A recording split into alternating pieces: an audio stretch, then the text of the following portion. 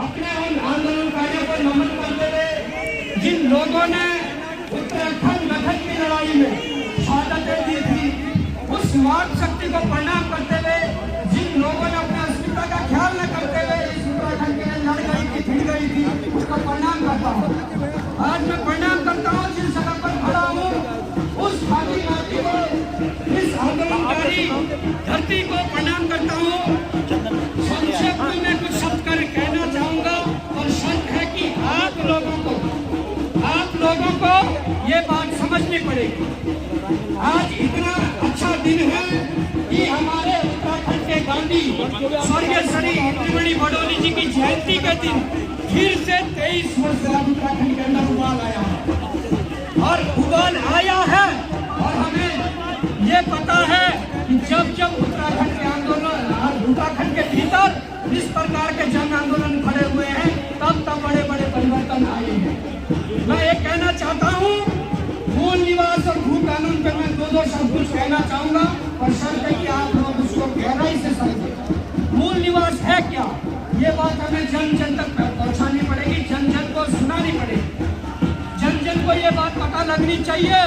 कि अगर उत्तराखंड का एक बेरोजगार नौजवान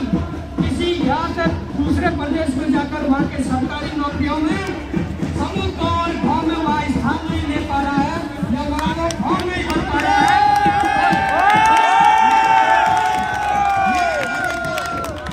प्रदेश के युवाओं को किसने दे दिया कि तुम उत्तराखंड में आकर यहाँ के सरकारी विभागों की समूहों के नौकरियों में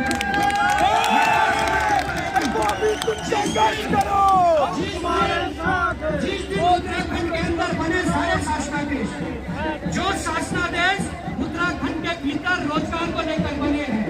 उन शासनादेशों में जो संशोधन होना है वो संशोधन इस प्रकार के होना चाहिए। जो हमारे जो अभी शासनादेश है उनमें लिखा गया है कि उत्तराखंड की समूह और गाँव की नौकरियों में जो अनिवार्य जो प्रमाण पत्र है वो स्थायी निवास होना जरूरी है। उत्तराखंड में 15 वर्ष की वैधता है कि 15 वर्ष में रहना वोटा ही बनेगा, परंतु सत्यता ये है 4 और 5 साल में वहां का बंदा यहाँ रहकर स्थायी निवास प्रमाण पत्र बना रहा है। मैं ये कहना चाहूंगा कि जिस प्रकार से जो सारे शासनादेश है उनमें सबसे पहले संशोधन होना चाहिए कि उत्तराखंड के सरकारी विभागों में समूहों की नौकरियों में यहाँ पर स्थायी निवास की जगह मूल निवास को अनिवार्य किया जाए, तभी हम अपने युवाओं के रोजगार को सुरक्षित कर पाएंगे। दूसरी बात अगर भू कानून की करें, भू कानून के जरिए क्या हुआ है, भू कानून न होने से हमारा जल जंगल जमीन, हमारी संस्कृति, हमारा अस्तित्व, हमारी अस्मिता दांव पर लगी हुई है। आज हम ये कहना चाहते हैं कि जिस प्रकार से हमारे संसाधनों पर लूट खसोट हो रही है, जिस प्रकार से हमारे संसाधनों पर नाका डाला गया है, अगर वो संसाधन हमारे देवभूमि के नौजवानों को मिल जाए, वो संसाधन हमारे देवभूमि की निर्दलीय जनता को मिल जाए, हमें किसी से भीख मांगने की जरूरत नहीं है। संघर्ष करो और यहाँ हमारी स्थानीय देवी देवताओं से हमारे पास संसाधनों की कमी नहीं है। तो शर्त है कि यहाँ से जो संसाधन है उन संसाधनों पर जिन लोगों का अधिकार है उनको खदेड़ने की बात होगी सरकार नहीं माने।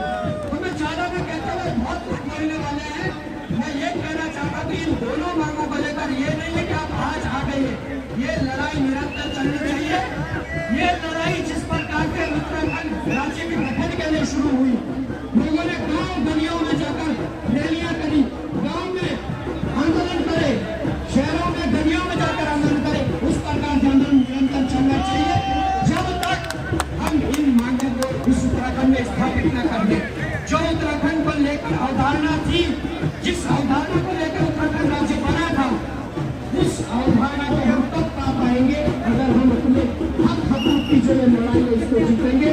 मूल निवास भू कानून की लड़ाई है, रोजगार की लड़ाई, अगर इसको जीतेंगे तो हम सब संपन्न इस प्रदेश में सभी लोग, सभी जो जनता सब संपन्न होंगे। इस प्रदेश को उत्कृष्ट प्रदेश बनाने के लिए हम आगे बढ़ेंगे।